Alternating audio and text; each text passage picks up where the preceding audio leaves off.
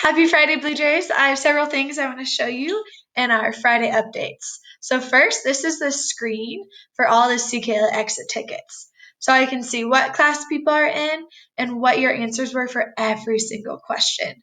This tells me who not only did their work, but who actually tried their best and understands what's going on. But I have some really bad news, Blue Jays. Our class got last place this week. Look at how many people in CU did their exit ticket. And oh my goodness, so many people in the School of Mines did their exit ticket. We only had a few kids do their CKLA. That is not okay because we know that we are the best class. So Miss Harmon and I are going to give you guys a special challenge.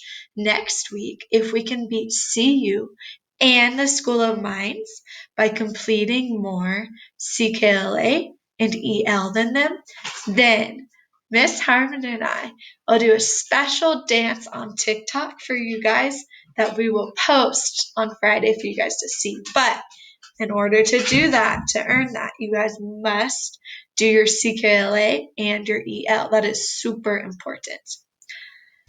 I also want to review complete sentences because next week we'll talk about run-on sentences, so it's very important that you guys understand what a complete sentence needs. Remember, every complete sentence needs a subject and a predicate. I remember a subject tells us who or what the sentence is about, and oftentimes it has noun.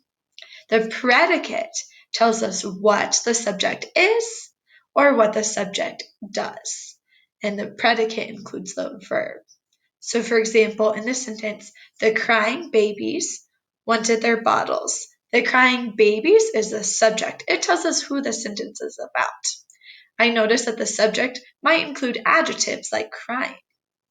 And then the predicate is wanted their bottles. It tells us what the crying babies are doing. They wanted their bottles. Wanted is the verb in that sentence. We also know that every complete sentence starts with a capital letter and ends in punctuation. It can be a little tricky to find punctuation in capital letters on the keyboard, so I'm going to show you. To capitalize a letter, you click over in the left-hand corner the button that says Shift, S-H-I-F-T. My mouse is over the button that says Shift. You're going to go over to the left hand with one finger. You're going to click the button Shift, and with your other finger, you go find the letter you want to capitalize. Make sure you hold down the button Shift because that's what will capitalize your letter. And so we know that complete sentences end in punctuation, but a lot of you guys put periods every single time. Periods are awesome, but remember, sometimes sentences might also end in a question mark or an exclamation mark, so you need to pay attention to what type of sentence it is. To click a period on the keyboard, all you do is go over where you see the little period at the bottom, and you just click that button.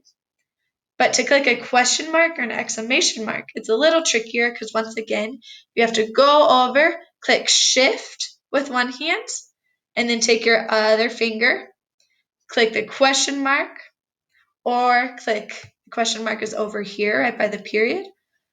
And then to get the exclamation mark, you hold down the Shift button, and you go up top to where you see the number 1 and the exclamation mark, and then you click on that button. Last but not least, I want to shout out friends who did all of their work. So we're going to focus in on yesterday, but a lot of these friends did all their work for all week long. So those friends are Akire, Amari, Diana, Estrella, Juan Alberto, Kevin, Laylee, Nyana, Dulce, Adrian, Areli with an I, Areli with a Y, Darvin, and Pedro. You guys did all your work. Incredible job. If I did not call your name, that means you only did part of your work yesterday, but not all of it. It is so important that you do every single assignment because that's how we learn, grow our brains, and that's how we know we'll be ready for 3rd grade. If you ever need help, you can let Miss Harmon and I know. Awesome job, Blue Jays. Love you guys. See ya.